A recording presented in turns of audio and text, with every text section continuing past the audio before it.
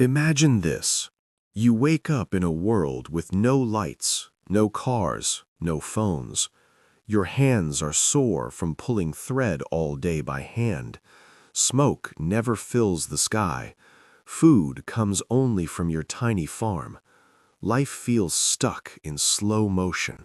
But then, boom, everything explodes with noise, speed, and smoke. Machines roar. Cities grow like magic. The rich get richer. The poor fight for scraps. This is not a movie. This is the true story of the Industrial Revolution. It changed your life forever, even if you never knew it.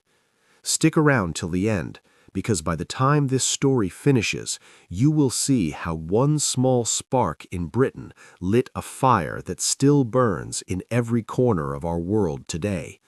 Get ready. The wheel of history is about to turn. Once upon a time, long before 1760, the world moved at the speed of a horse. Most families lived on small farms in Britain. They woke with the sun. They planted wheat, milked cows, and spun wool by hand. Mothers taught daughters to weave cloth on wooden looms that creaked slowly. Fathers fixed tools with hammers. Life was hard and short. Many children died young from hunger or cold. Villages were quiet. News traveled by foot or letter. People made almost everything they needed themselves. Trade was small, maybe a market once a week. The air smelled of fresh earth and wood smoke, but change was hiding just around the corner. Then the story took a dramatic turn.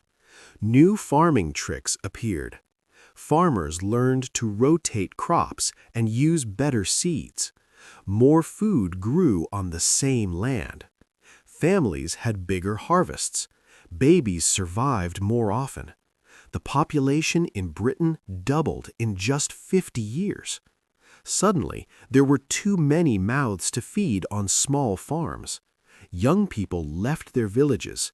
They walked to noisy towns looking for work. At the same time, clever inventors stepped forward like heroes in a tale. One inventor was James Hargreaves in 1764. He built the spinning jenny. It was a wooden machine that spun 8 threads at once instead of 1. A worker could now make cloth much faster. Another was Richard Arkwright. He made the water frame, a bigger machine powered by river water. Factories were born, tall buildings where many machines worked together under one roof. Then came the superstar, James Watt, and his improved steam engine in 1769. It used coal to boil water and create power. No more waiting for wind or rivers. Machines could run day and night. Coal mines grew deep. Iron factories glowed red hot. Britain had mountains of coal and iron under its green hills. Rivers flowed strong for power. Roads and canals were built to move heavy goods. Rich merchants from trade with India and America had money to invest. The government said, "Go ahead, try new ideas." No one stopped them. These causes mixed like ingredients in a giant pot and boiled into the Industrial Revolution. But every great story has dark chapters. The revolution brought terrible problems. Factories were like monsters. Inside, the air was thick with dust and cotton fluff. Machines clanged so loud that workers went deaf. Shifts lasted 14 to 16 hours, 6 days a week. Men, women, and tiny children worked side by side. Children as young as 5 crawled under fast-moving machines to fix broken threads. Their small fingers moved quick, but one slip meant crushed hands or worse. Many died. Families lived in tiny, dirty rooms in new factory towns. No clean water, no toilets. Sickness like cholera and tuberculosis spread like wildfire. Rivers turned black with factory waste. Smoke from chimneys blocked the sun. people coughed blood. The rich factory owners built big houses on hills while workers starved in slums below. Anger grew hot. Workers called themselves Luddites. In 1811, they smashed machines at night with hammers, shouting, "No more!" The government sent soldiers. Strikes and fights broke out. Women and children marched for shorter hours. Books and newspapers told sad stories of child workers who never saw sunlight. Even though laws slowly changed, the early years were full of pain and tears.